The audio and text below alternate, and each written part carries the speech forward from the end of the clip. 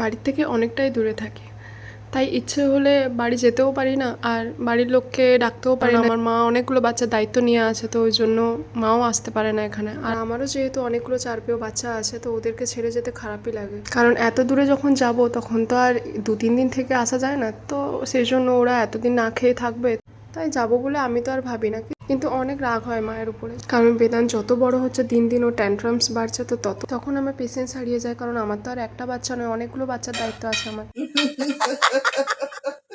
No, no putting in the mouth.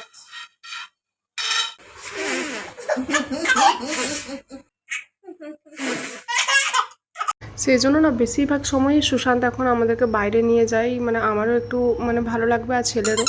তো সেই দিনও এরকম বাইরে গিয়েছিলাম, এটা অনেক দিন আগের ভিডিও, কিন্তু যেহেতু আগে আমি ওর ভিডিও খুব একটা দিতাম না, ও যখন ছোট ছিল, তো সেই জন্য এখন ভিডিওগুলো ভাবি যে পোস্ট করে দেবো। যাই হোক, মেমোরি হিসেবে তো ইউটিউবে তো রয়ে যাবে না। তো সেদিন এরকম বাইরের থেকে খাবার এনেছিলাম, আর ওর মামুর সাথে খেলছিল।